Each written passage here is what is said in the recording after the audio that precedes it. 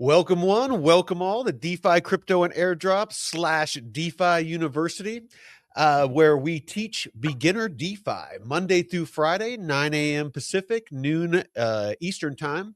And with me, as always, is David from DeFi University. He is the heart and soul of this show and our show later today at 3 p.m. Pacific, where myself, David, and Jake Call from Luminary Assets, creator of Metrics Finance, a DeFi portfolio tracking tool and liquidity pool simulator, a free tool. Like most of the stuff that we have here, we like to offer free stuff, high quality. But David, what do you got for us today? Oh man, so today, let's go ahead and hop into it, Mike. What I want to cover today is lesson 4 in the DeFi University, actually the DeFi High School course hub. So I'm going to go ahead and share my screen here. Let's hop to it. I'm going to make sure to share audio this time so that you guys can hear this. That's probably a good idea. Okay, so in the DeFi University course hub, and I just want to let everyone know how you can find this. This is a totally free resource. If you're on the main website, defiuniversity.xyz, and then hold on, let's kick it over. Really quick. I was showing David this. Saw it on social media real quick down at the southern tip of South America in Chile. You can scroll in, and it's probably just it's I'm sure that this isn't exactly what it looks like from space. You can kind of see it's like, that's what it is. It's the Nephilim, man. I think that it's the Nephilim. It's the fossilized remains of a Nephilim, man. I think that's what it's got to be. All right, let's kick this off. Here you go. Cool, man. So over here on the website, so the way that you can find all of these resources, it's totally free. They're in 2 places. The first place is in the free school community, and you can just join that right here from the website, totally free. And then the second place is in the course hub. So if you click through to the course hub here, it's going to bring you to your account hub where you can track your progress through all of the courses. We're going to start off today over in, if I just hit continue learning, it's going to take me to courses.defiuniversity.xyz. And we are in the money basics course. And so today we're going to hop through lesson 4, and then we're going to take a look at lesson 5. I haven't quite finished turning the quizzes into those little HTML interactive quizzes yet. So we're not going to be able to go through this quiz. It's not quite published yet. So we're going to go through lesson 4 and we're going to go through lesson 5. So lesson 4, the unfinished story of money. This is going to be interesting. So all of these different forms of money over time, what we've gone through so far. Real quick, those of you that maybe just joined us, we're about 3 or 4 episodes in. Actually, no, I think we're 5, 6, 7, 8 episodes in, because we started last Monday. So what we're doing is we're just doing a slow progression, kind of explaining, what crypto is, what money is, what, the traditional finance system, and leading up to, getting into DeFi. It's important that you understand what exactly DeFi is and how exactly it, and why it's gaining so much traction. Why it is that this technology is going to, change our financial system on a huge scale. So we're explaining, kind of throughout history, advances in currency and these sorts of things, and the banking system and, things like that, so that you have a greater understanding of why what is happening right now is so important. So David, go ahead.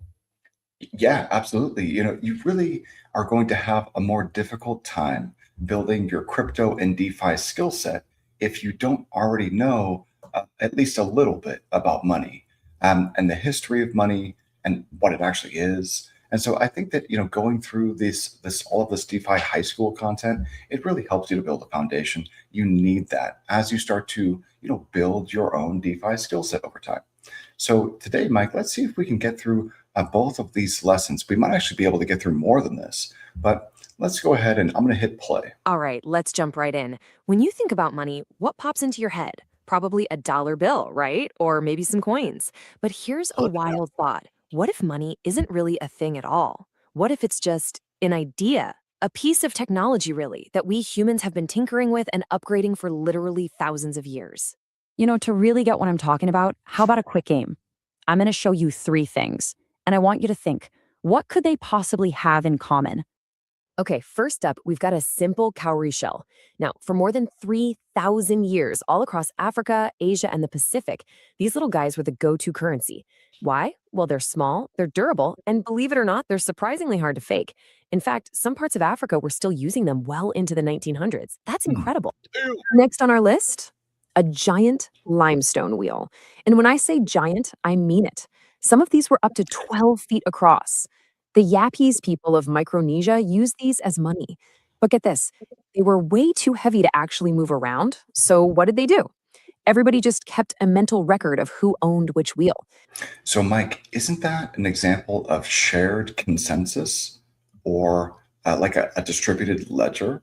If all of the people in the community agree that this massive, 2-ton stone with a hole cut in it, that is worth something, isn't that, if they all agree on it, the shared consensus? Would you say that that is?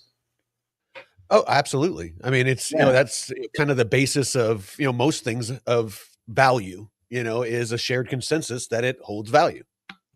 Same thing with these shells, right? So, you go from shells to massive stones, and then we're going to see the progression here. Let me continue playing this content. It was, for all intents and purposes, an ancient public ledger. Does that sound familiar to you at all? Right? And for our last one, a pinch of salt. Yeah, just Salt. plain old salt. Wow. Back in ancient So, what For are a those time, sayings, Mike? the same as gold. Yeah. So there were a Like lot of an ounce. sayings.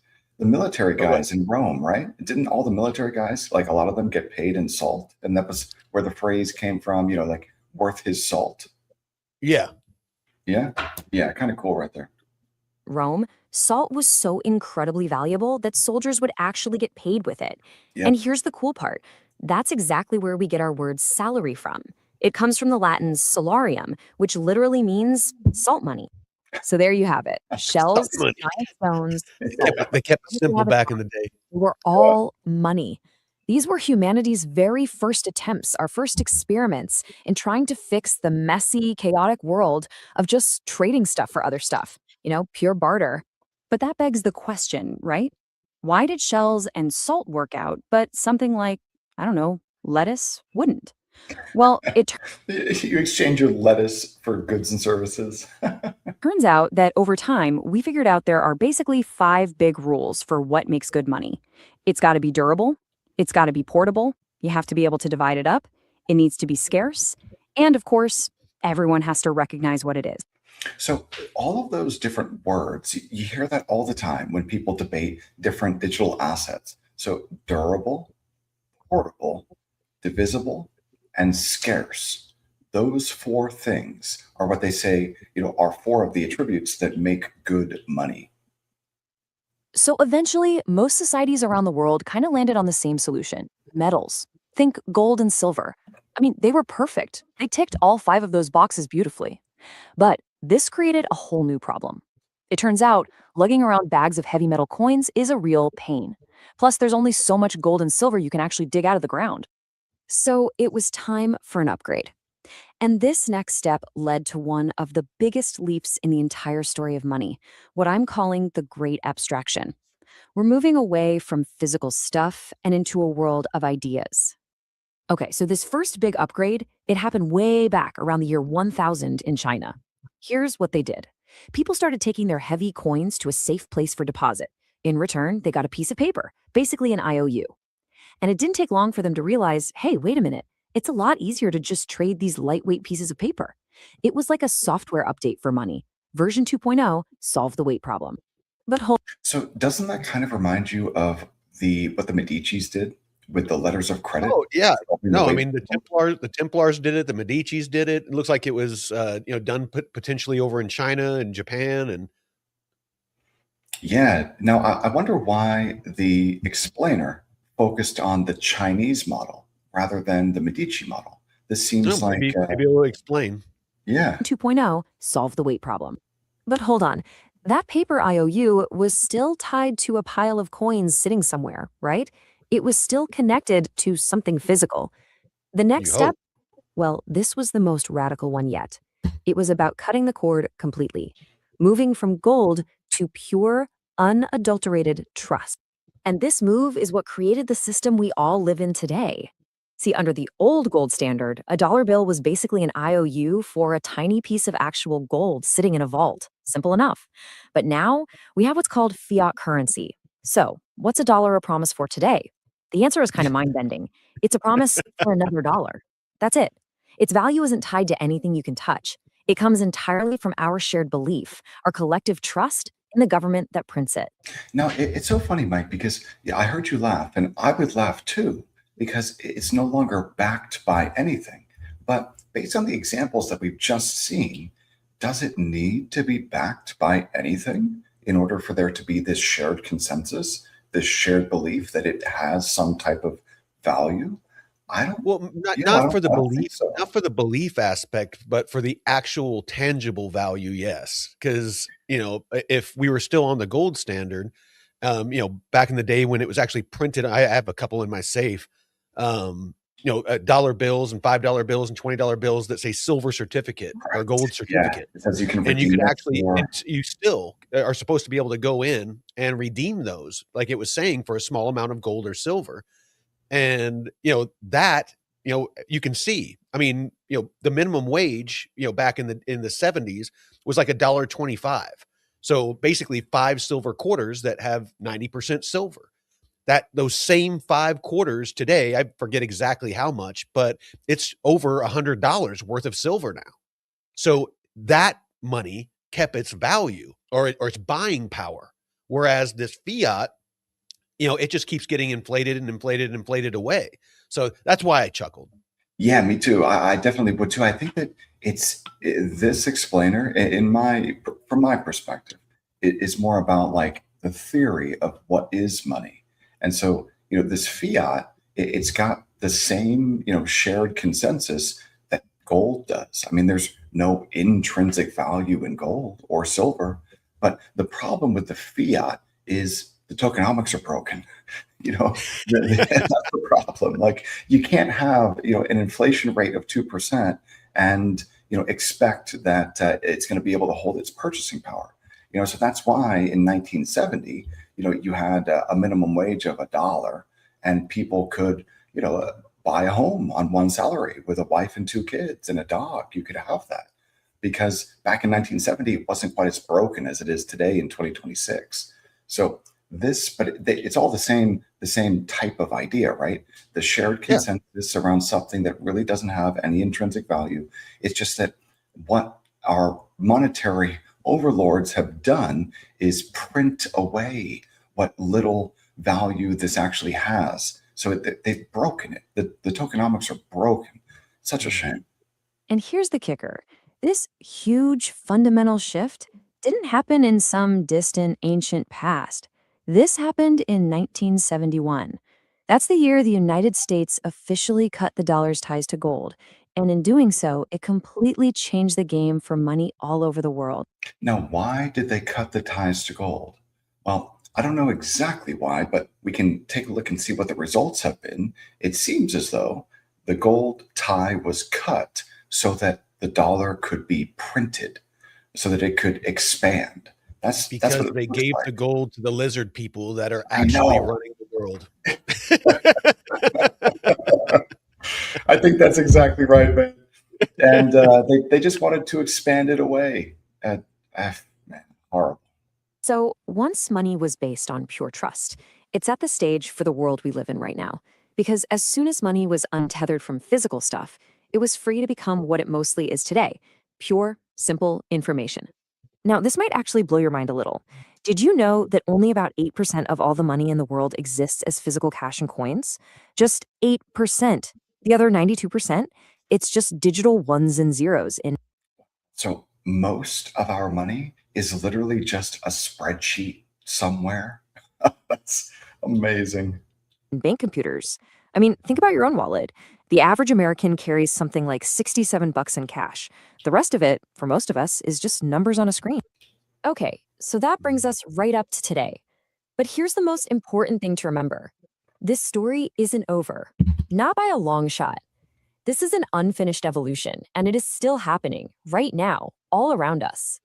And when you look at it through this historical lens, something like cryptocurrencies suddenly makes a lot more sense. It's not some weird, bizarre thing that came out of nowhere. It's really just the next logical experiment in this thousands of years long story. It's an attempt to solve what some people see as a problem with our current digital system: the fact that we have to put all our trust in intermediaries, like banks and governments. That right there really gets to the heart of this whole thing. There's a quote from the source material that just nails it. There's nothing sacred about our current system. It's just the latest version, and versions can be updated. Think about that. The money we use today isn't some permanent, sacred institution. It's just the latest software patch on a very, very old technology. And we all know what happens with software. It can always be updated. So that leaves us with one big final question to think about. We've watched money evolve from shells to stones to metal to paper, and now to pure information, all to solve real world problems like weight and trust and distance. The question we're left with is this: what problem will the next version of money try to solve? Maybe the next version will try to solve that quantum issue. Because if quantum can actually break all of the encryption, well, it'll destroy money, the digital money, but they'd probably go after something a little bit more important first than money. But have you seen Rick and Morty, Mike? Have you ever watched that? I've heard of it, but no, it's not something There's I watch. so there's a scene, a short scene in Rick and Morty where there's like a galactic president, okay, and his advisors run into the room and they say, "Sir, the galactic dollar has just gone from being worth one of itself to zero of itself." So the currency collapsed overnight. And so maybe if quantum is really a threat, maybe it would just go after money first, because what the president's reaction is to shoot himself in the head. And this isn't Rick and Morty, okay? It's a cartoon, a TV show. But let's take a look at this. How do banks actually work? This will be interesting because we were talking about this fractional reserve banking last night. We were talking about it yesterday too. So this Okay, would be great. so you trust them with your money every single day. We all do. But have you ever really stopped to think about what happens after you deposit your paycheck? Today, we're going to pull back the curtain on how banks actually work. And, the answer might surprise you. On the surface, it seems pretty simple, right? You put money in, you take money out. But what's happening in between? Is your cash just sitting in some giant vault with your name on it? Well, it turns out the reality is way more dynamic, and it's basically the engine that powers our entire economy. So to really get our heads around this, let's start with a super simple analogy. Let's just forget about spreadsheets and interest rates for a minute. Instead, I want you to picture a huge, bustling swap meet and a really helpful guy named Bob. Just picture it. Thousands of people, all trying to trade, buy, and sell stuff. It's kind of chaotic, right? Not very efficient. And you've got to carry all your valuable things around with you. It feels a little risky, doesn't it?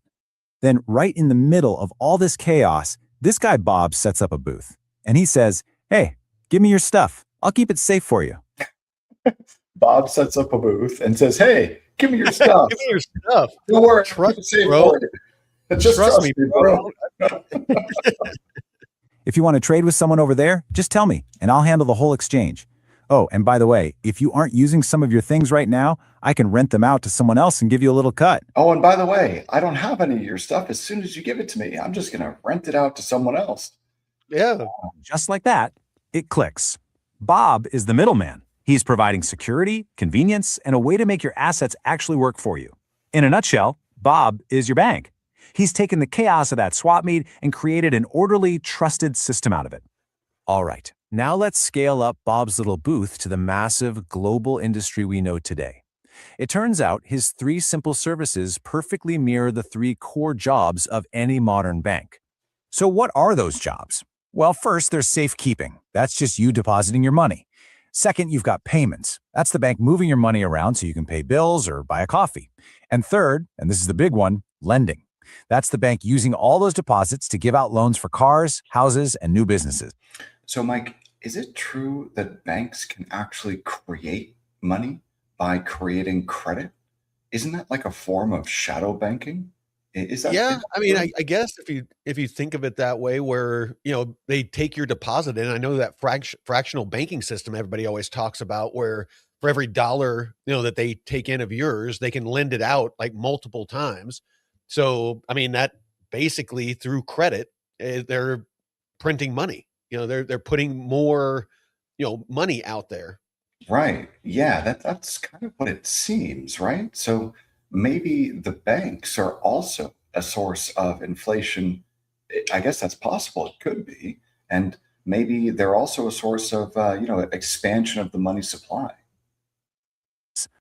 Now, here's an idea that might feel a little backwards at first. When you deposit cash into your account, you're not just storing it. You're actually technically giving the bank a loan. They get to use your money, and in return, they just promise to give it back to you whenever you ask for it. So how do banks make a profit? It's all about something called the spread. They take the money you've lent them, your deposit, and they pay you a tiny little bit of interest for it, maybe 0.5% if you're lucky. Then they turn right around and lend that same money to someone else for, say, a car loan and charge them 7%. That difference, that gap between what they pay you and what they charge someone else, that's their entire business model right there. Right. So it's called the net interest margin. So when a bank receives a deposit, that becomes their liability. And so if they don't pay anything on the deposits and immediately lend them out and earn, 7% lending them out to someone, maybe much more than that, but then they don't have more than that. If they're lending out the same dollar multiple times, it's 7, plus 7%, plus 7%, plus 7% every time they lend it out. That's the leverage. Yeah. Yeah, exactly. Yeah, they're levering up, and they're in what we're potentially looking at right now is our whole banking system getting liquidated. Isn't that crazy to think about? So what is it they say about complex systems, Mike? They fail slowly and then all at once. And I certainly hope not. But with watching gold and silver just go straight up, I think what's going on with gold and silver actually is people are demanding physical delivery, and that has never happened before. So I think that the gold and silver and the metals might be a little bit different here, but the way these banks work, man, they don't have our money, and they never did, and that's the whole point. Okay, hold on. This brings up a huge logical problem. If the bank is busy lending your money out to other people, how is it also available for you to withdraw whenever you want? This is where we get into what honestly feels like a kind of magic trick. Now really think about it. If your $1,000 is now part of the loan for someone's new car, how can you just walk up to an ATM and pull it out as cash? It can't be in two places at once, can it? This question gets to the very heart of how modern banking works. Well, this little magic trick has a name. It's called fractional reserve banking. It's a system where banks are legally required to keep only a small fraction, a fraction of the money you deposit as actual cash sitting in the vault. And the rest of it, they're totally free to lend it out. Let's make this crystal clear with a really simple example. Let's say you walk into a bank and you deposit $1,000 cash. Great. Your account now says you have $1,000 available. But what happens behind the scenes? So here's what the bank actually does. It's required by law to keep a fraction, let's say 10% on reserve. So that's $100. But the other $900, it's immediately loaned out to another customer to start earning interest for the bank. Now, let that sink in for a second. Your $1,000 now exists in two places at the same time. It's your account balance, and it's also someone else's loan. The whole system. That must only be possible because they've made it legal. Otherwise, I don't see how that would be legal, right? No, and just because something's legal, I mean, a lot of, this is, applies to a lot of topics. Just because something legal doesn't mean it's right. It just means that the government decided to say it's okay. And what if for every $1,000 deposited, the bank only keeps 2%? So they only keep 20% as a reserve and loan out the other 98%. You could easily get to a 50x leverage ratio really, really quick. So these banks use a ton of leverage, even if they're using 40x leverage. I think, Mike, that 40x leverage, I've read somewhere that that's like a normal leverage ratio for like some of these big bulge bracket banks like Bank of America. That kind of boggles my mind a little bit. It's not sustainable. Like who? Because these are intelligent people that are making these laws and running these banks and running the Fed. The Fed, they have hundreds and hundreds of PhD level freaking economists. And it's just, I mean, me with, being a, military vet, ground pounder for 22 years, if I can, see what I'm seeing, I'm nowhere near, their level. So what the hell are they doing? Well, maybe it's about that belief, right? If everyone believes that the bank has their money and they don't actually know or understand that the money's not there, if It's a people shell believe, game. yeah, it's like kind of a con almost. If you can Yeah. con everyone into believing that the bank has your money, then people might not freak out. But if all of a sudden people knew this, that, hey, your money's not there, it's loaned out 40 times over, and the bank is actually insolvent, essentially, well, then they probably demand their deposits back. So Dude, our chat is like so based and knowledgeable about these topics. It's like, I can't even see it, man. I wish I could see the chat. What are people saying? oh, just like, I'll just pick out some of them. Says, if the banks have to file taxes, would fractional banking not maintain negative margins for tax harvesting? To the banks, government politicians said it's okay, but I want some of that cash. The bank doesn't lend to us. They fed the Fed window money overnight. I pay you, you pay me, and I'll print the dollars. We're good. Banks So are evil. what that last comment said about lending at the Fed window overnight, Yeah. that was actually the reason for a couple of months ago in Well, November. that's repos, isn't it? Yeah, the repos. So that part of what got that SOFR, so up above the upper Fed funds band, was from what I read, J.P. Morgan withdrew. That bank withdrew like several $100 billion from that facility and stopped providing it so that they could buy treasuries. Essentially, that's what I understood from it. So, yeah, I don't know, man. I definitely know that some of these banks blow up from time to time. I think one of the most famous of them was Lehman. Lehman was, had like a $40 trillion derivatives book. So you can really lever this stuff up. And that was in Well, and 2008. wasn't it like countrywide for real estate? They were levered way too high when it came to residential real estate in 2008. I think Wells Fargo was the one that bought them out. Yeah, that's another great example. So the bank doesn't have your money. People think the bank has their money, and that's why that's probably why these banks even exist, is because people have faith or belief in something that's not real. Someone else's loan. Well, lose consensus. Right. It's the consensus. It's the same mechanism that we saw with the shells and with the big stones and with the coins with a hole in them. It's just the shared consensus. Same thing here with these banking institutions. It's just a different form of shared consensus. And then the next step is to get it to Aave, where it's trustless. And the shared consensus is in the smart contract, where the code is law and it's public and verifiable. It's no longer opaque. So, and it can't be manipulated, like our current money system. Right. There's no human to, pull the strings from behind some curtain somewhere. It's all out in the open and the code is law. And I love that about DeFi. System, this entire financial architecture, it all relies on one big bet, that we won't all show up on the same day demanding all our money back at once. Exactly. When that bet goes wrong, when panic sets in, you get what's known as a bank run. And frankly, that's the whole reason stuff like deposit insurance was created, to keep us all from panicking and keep the system stable.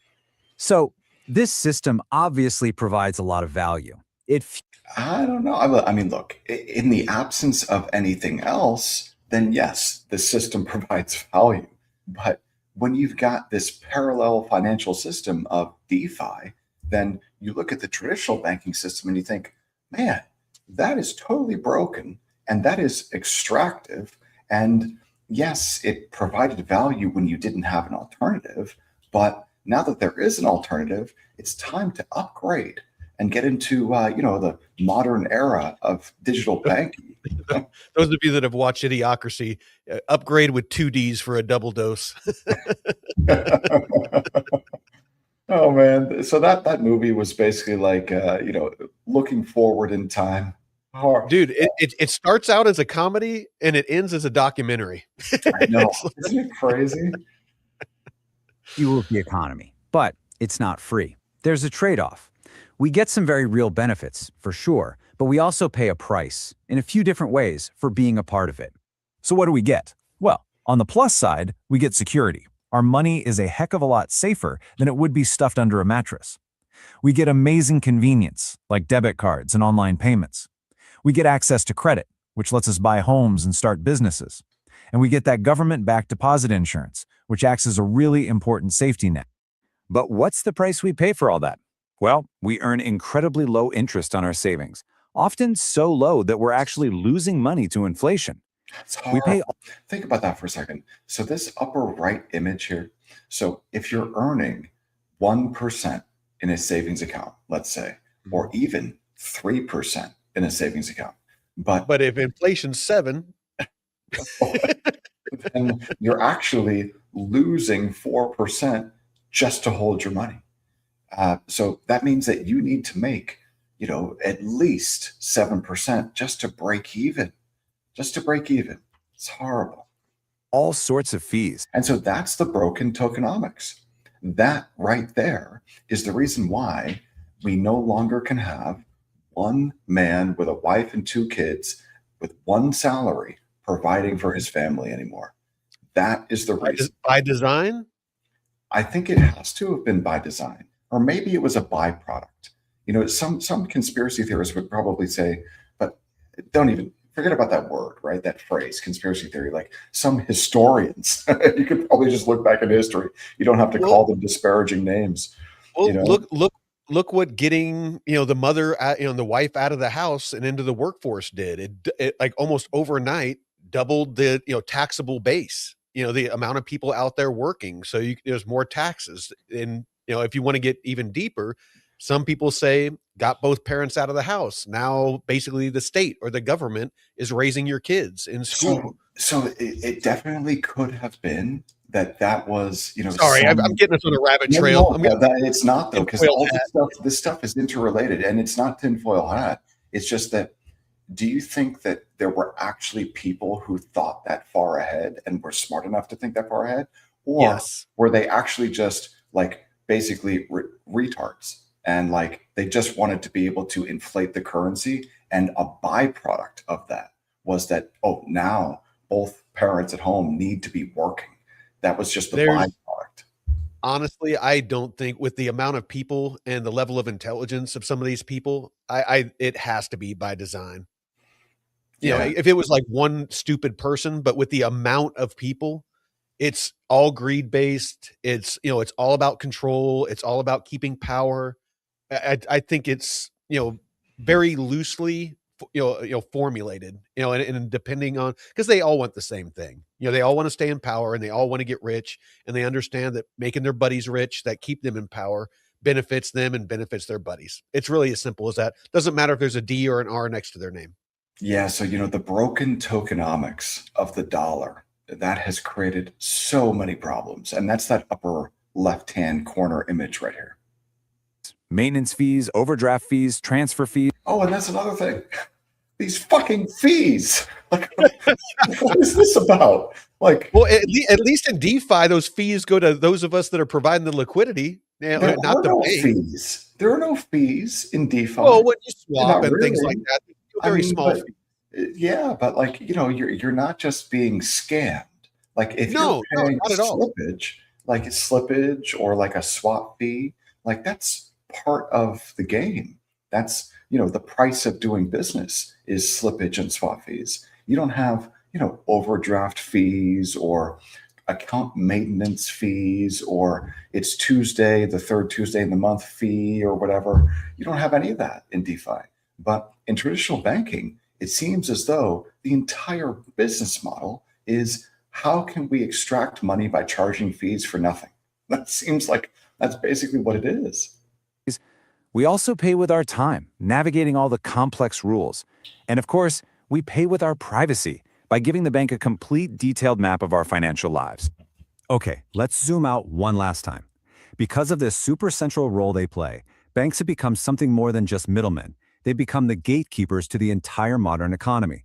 To do almost anything big, buy a house, start a business, you need to get past them first. And I can't wait until that is no longer the case. Well, Imagine, Mike. you've pretty much done that. Yeah, well, I have, but I'm Yeah, with talking Ether. about. Oh, yeah, but that's just like, one stepping stone in the future that I envision here. Imagine if the deed to your house was tokenized, okay, or the title to your car was tokenized, and you wanted to sell it. Well, all of a sudden, you don't need a bank or an intermediary to sell your house. You can literally just send me the token, the NFT of your house deed, and I would Yeah. send you Bitcoin or stables or ETH or whatever you want, Whatever you put in that smart contract. You know, right? you can say that, like say somebody wanted to buy my property here and they have, two, lesser valued properties. They could say, I'm going to trade you these, two other, bare properties for your one property with a house on it, and put that in the smart contract. And then you can put all the details where, there has to be, an inspection done. There needs to be free of encumbrances or any liens. There it needs to be whatever, there's just Yeah, anything, like a anything checklist, you can and all imagine. of those have to be checked off before that smart contract executes and transfers the ownership of everything involved. And you just transfer it from wallet A to wallet B. And then that transfer, the settlement is nearly instantaneous. There are no fees, there's no middleman, there's no broker. It's just, you've removed so much friction from the process of buying or selling a home, a piece of property, or literally anything. So it removes the need for this trusted middleman, this gatekeeper. And all of a Well, sudden, yeah, and all the people in between that, you're paying, because you got, real estate agents that are taking a combined 6%. You got the title company, the escrow company. You got all these different people that, in the mix that are, thank you, thank you, thank you. And by the time it's all said and done, you might be losing, as the seller, especially, you might be losing 10% or more. so, this is the future where these gatekeepers have been removed from the process of buying or selling any piece of property. And I can't wait to get there. I hope that we get there this year. Yeah. And for a truly staggering number of people on this planet, getting that approval is just out of reach. Think about all of the people who are, so-called unbanked, right? People who don't have traditional bank accounts. Um, that is a huge opportunity for anyone who wants to build a DeFi protocol, because you can just go to like Southeast Asia, build a protocol that is permissionless, and all of a sudden, all of these people have access to these services. So if anything, in the United States, the regulation could stifle innovation. And that's what I'm most worried about, is that the legislation that looks like it could be passed this year, those two bills, the DCIA and the Clarity Act, those two bills, if they are written in such a way to favor banks, to favor these big institutions that we're trying to upgrade from, then it'll just stifle innovation. And all the people in the United States that are working to build DeFi protocols, they're going to have to go overseas. Because if you can't build something legally here because it costs too much to do it, you've got to go through too many hoops, you've got to hire too many attorneys, you got to grease too many palms, so to speak, then people are going to go to other jurisdictions where they don't have to worry about that. And all they need is a keyboard and they can build the next billion-dollar protocol. So, Well, yeah. and another part of that, I'm glad you brought that up, the whole unbanked thing. So a major thing happened, and it's why I love Starlink so much. No, not just because I use it, but everyone in the world that has a smartphone, is able to connect to the internet now, via Starlink. So you can be in the middle of nowhere, hell, even in Antarctica, in Africa and, Southeast Asia. It doesn't matter where you're at. You can get Starlink And now you can participate in the financial system. Add to that DeFi to where people can, basically hold their own value and earn with their own value that used to go to banks and institutions. This is the great equalizer, the great financial equalizer that we've all wanted. And I honestly think it's why they're beating us down so much right now, as far as devaluing the dollar and stuff like that, so people can't afford to generate and save liquidity to get into this, get into DeFi and get into crypto early, to where they can free themselves from this system, because the system breaks down if the masses are able to earn and don't have to go to work and pull the lever and stamp the paper and hit the keyboard and stuff like that. They lose their power. Their power over us is that we have to go to jobs that most people don't like to earn that paycheck to keep a roof over our head and food on the table. So the more that they can keep us, there's that sweet spot. They don't want to tramp us down too much, because if it becomes less painful to rise up than it does to just exist in the system, then you get revolutions.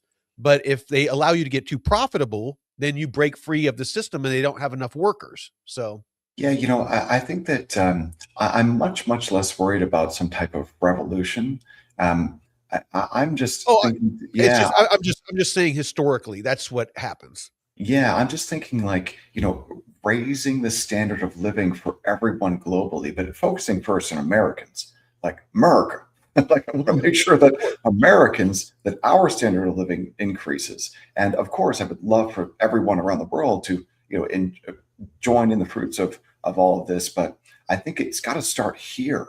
It's got to start here. And if that regulation, if those bills pass and they're bad bills, then we're going to be shipping all that innovation overseas. And so all of these people who, these could be Americans benefiting from this DeFi innovation. But if it gets shipped overseas via bad regulation, then man, that would really, really suck. I'm hopeful that that won't happen.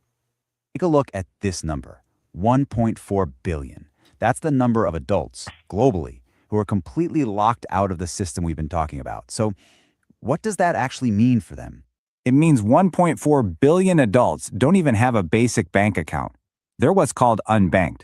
They can't get past the gatekeepers, maybe because they don't have a government ID or a fixed address or the right kind of financial history. So they're stuck on the outside, forced to rely on cash or maybe expensive check cashing services, alternatives that are way less safe and way more costly. So, the funny thing about this is, Mike, down here in Florida, go shopping at Walmart, and I see people use Walmart like kind of like their banking service. Like there are all sorts of things you can do with your, debit cards at a Walmart, where you're just there, like at the grocery stand, like checking out. Like that can be your bank. And so I see people do that a lot, these informal banking relationships. But those What do you mean by that? Like, what are they doing? Oh, well, you can get, cash back, or you can exchange bills, or you can send money, you can Oh, receive gotcha. money. Okay. All of these services that a traditional bank would perform, you can Yeah, that you'd do. go to a teller, window, Yeah, and yeah. exactly. But you can do all that stuff in a slightly different way right there at the check stand when you're checking out at a Walmart. Mhm. So, like that, those services, I see a future where all of that is done on your phone in crypto on a DeFi protocol. And I think it's just a matter of time, but it's also a matter of abstraction, because right now, these DeFi protocols, I think, are much, much too complicated for, the little lady like at the Walmart check stand, like getting cash back against a debit card.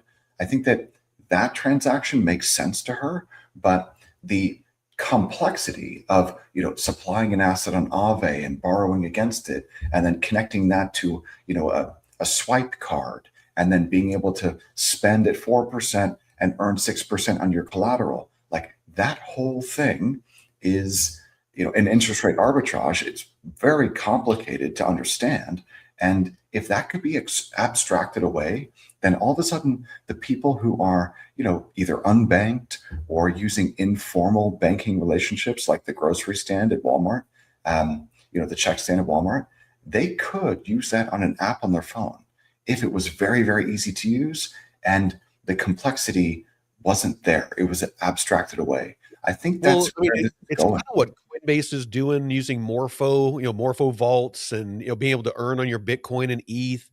It's projects like EtherFi and Moonwell, that are allowing people to earn.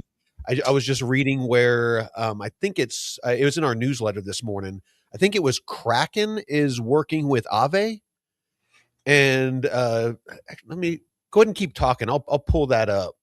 Yeah, I'm interested to learn about that. All of these, centralized exchanges, for me, I don't use any of them. I use no centralized exchanges. I am completely bankless, myself and my business completely bankless. And I think that's the way it needs to be. We need to move to a decentralized future. And that leaves us with a final, really critical question to think about. We've seen that banks aren't just middlemen. They're the entry point to our entire economic world. They are the gatekeepers. So what does it mean for individuals and for our whole society when those gates are closed? What happens to the people who can't get in? That's something worth thinking about. So the people who can't get in, they will be able to get in very soon just based on using a cell phone, a smartphone. So I'm looking forward to that future. And I think what we need to do is build that future. So Mike, we've got, it looks like 12 minutes left. You want to see if we can get through some of lesson 6, how interest works? This could be interesting here. How interest works, understanding interest. Today, we're going to break down one of the most powerful financial concepts out there, interest. Seriously, it's this hidden force that's either pushing you forward or holding you back every single day. The whole point here is to make sure you're the one in the driver's seat. So, to really get our heads around this, let's start with a really simple question. I mean, we all know what it's like to rent an apartment or a car, right? But what if you could rent money? Well, here's the thing. You already do. We all do. And this one idea that money itself can be rented is the absolute master key to understanding everything from your savings account all the way to your credit card debt. Okay, so let's really dig into this whole renting money idea. Because once you start seeing interest through this lens, believe me, the entire financial world starts making a whole lot more sense. And here is the most crucial part. It is a two-way street. When you take out a loan, you pay the bank interest for the privilege of using their money. But when you put money into a savings account, the bank pays you interest to use your money. And this slide just That's so funny because it's not true. The bank doesn't pay much interest. No. lays it out perfectly. You're either the renter or the landlord. When you borrow, you're the renter, paying for a loan. But when you save, you get to be the landlord. So what if No, the bank does. And I- they're like, here, peasant, you can have a little bit of it. please, sir, may I have some more Exactly. food? Can I have Please. more of my money, please? Please, sir. Renting out your cash to the bank. So the big question you always have to ask yourself is, are you paying the rent or are you collecting it? But that brings up a really good question. Why? Why does interest even exist in the first place? Why can't you just borrow $100 and pay back exactly $100 later?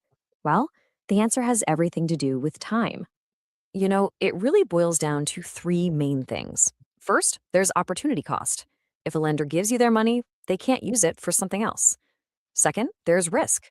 There's always a chance the borrower just won't pay it back. And third, you've got Not a problem inflation. in DeFi.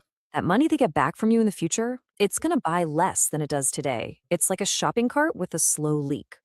Mhm. So they call all of these things together the time value of money, right? I think so. So the interest rate you pay is just the price for all 3 of those things bundled together. All right, now for the mechanics, because this is where we see the real power of interest. The way it's calculated can lead to wildly different results. So think of it like 2 flavors. You've got simple interest, where you earn interest only on the money you first put in. It's straightforward, it's predictable. But then you have compound interest. Oh man, this is the real game changer. This is where you start earning interest on your interest, creating the snowball effect that just gets bigger and bigger. Let's look at the numbers. We start with $1,000 at 5%. After year one, they're exactly the same. Year two, the compound account is ahead by $2.50. By year three, it's up by about $7. So you're looking at this and thinking, big deal, right? A few dollars. But trust me, we're just getting started. And bam, fast forward 30 years and just look at this. I love how it just says, and bam, just fast forward 30 years. Like, no big It deal. happens that fast. Yeah, just fast forward 30 years, and all of a sudden you got $5,000. 30 Interest years. account I grew to know. $2,500. Not It's like, well, what if you die tomorrow? Like it's not doing you any good. bad. No. The compound interest account, it exploded to over $4,300. That's almost double the earnings, all from that tiny little effect of earning interest on your interest. In That only 30 power years. snowball. I know. There's this 30 great quote. years. People say it was from Einstein, and it just nails it. It really is the eighth wonder of the world. If you get it, you earn it. If you don't, you pay it. There's really no middle ground. Okay. I think it wasn't it Benjamin Franklin that talked about the power of compounding interest? Yeah. All of those brilliant minds have. Because this is where banks can get a little tricky. You're going to see two acronyms, APR and APY. APR is just the basic interest rate without compounding. APY is what you actually get after compounding is factored in. Huh. So here's the pro tip. Okay. When you're saving, banks I never knew that. I actually didn't either. Yeah, I always And I'm kind of ashamed to say that. I never knew that either. Oh, that's great. You see, learn something new every day. Yeah, we're learning. APY. Yeah. When you're borrowing, they'll whisper the lower APR. If you want a true apples to apples comparison, always look at the APY. So you know how, Mike, in some protocols it will tell you ROE or Yeah, return on investment or return on equity. yeah, So yeah. So it's basically like, Sorry, I actually had ROE, rules of engagement, in my head from the military. It's Oh, the rules gotcha. that dictate when you can return fire and engage and things. right. Yeah. So I was like, yeah, my understanding of the ROE in DeFi is that it's basically your APY on your invested assets for that specific period of time that you're earning that yield. So, actually, Mike, in DeFi U today, during the portfolio clinic call, I'm going to be deploying some capital live. And so there's going to be an opportunity to talk through ROE, APY, and APR in the plays. and if any of you are interested in that, there's a link in the description of all of our shows that will take you to where you can join that. Those live calls are $97 a month, though. Everything else is free. Exactly. All the courses that we're going through here, and the advanced courses and the intermediate courses, all that's free. Just the live calls is 2 calls a day, Monday through Friday. But it's $97 a month. Yep, that's right. So let's bring all this into the real world, because that compounding force we've been talking about can be your absolute best friend or your worst enemy. Let's look at the dark side first, debt. Just look at how this plays out in a credit card debt spiral. It all starts with a $5,000 purchase, but then you get stuck in the minimum payment trap. And because that high interest rate is compounding against you every single day, it ends up taking over 17 years to pay off. And the final price tag? That $5,000 thing actually costs you more than $11,000. It's like you're running on a financial treadmill, Wow. going nowhere fast while the debt just keeps getting bigger. Now, Happened with those student loans. That's what everyone's complaining about with those student loans, is they pay on them for a decade or two, and they end up owing more than they initially freaking started with because they're making minimum payments. yeah, man, it's just, I don't think it's a good idea to be allowing 18-year-old kids No. to take out $100,000 in debt at 12%, because when you're 18, at least when I was 18, I didn't understand any of this shit. No. So and the concept of a $70,000 debt at 12% did not compute. I did not understand what that Well, actually meant. you know? And the people lending need to freaking, have a couple brain cells to rub together too. You're basically investing in a small business, the small business being that person's education and their ability to get that education, take that education and go and earn to be able to pay that back. And when they're going for, a gender studies degree or a master's in the cello, they're not going to be able to pay that Hey, back. I like cellos. I'd love the cello, but the issue is you need to get a return on the investment. And if we're investing in somebody's education, it needs to be in STEM. It needs to be in the sciences and math, and they're going to be an educator of some kind. Otherwise, I mean, you're going to get a bunch of people who can't pay their loan back. So Right? It just doesn't make sense. Like, you can't give these massive loans to children, to kids. I mean, technically you're an adult, but like, dude, like 18, I didn't know shit. So like, you can't Wispy's give- saying that he has a cousin who's a doctor and still hasn't been able to pay theirs off. yeah.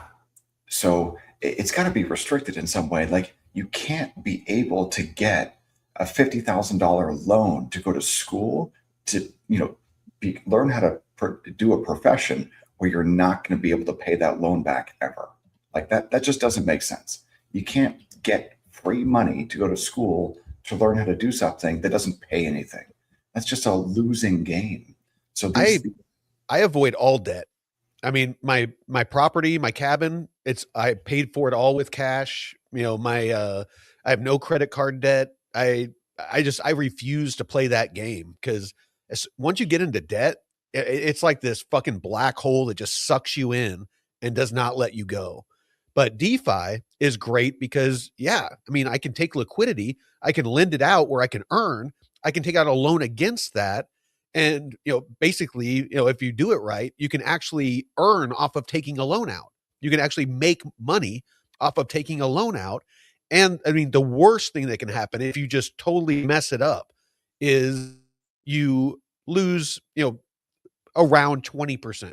If the loan to value is 80%, then, if you get liquidated, you're going to lose. You go to zero. If you make Well, you can if you get everything. into like super risky, plays where you're like looping and things like that. But if you just simply do a lend and a borrow, it's I think much safer than traditional loans.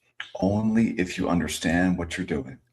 And so Yes, that's the reason why we're going through all this content, so that yes. everyone can start to build the foundation.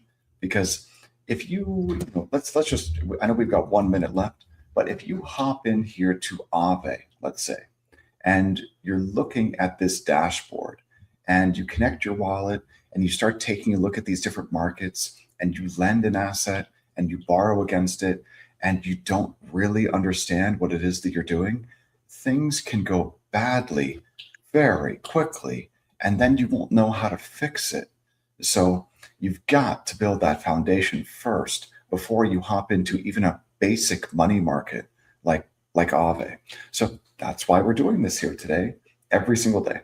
So Mike, I think that is the end of our time today. Good call starts and ends on time. So It does. It does, man. And what do we have Well, going on? We've got Jake Call later today, yeah? Yeah. It's today at 3 p.m. Pacific. That would be 6 p.m. Eastern. And this is what I was talking about real quick.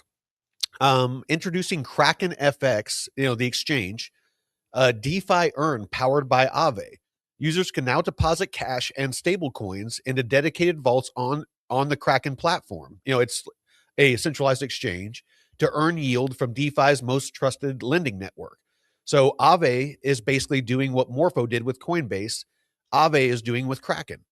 This is the evolution of DeFi. This is what's happening right now.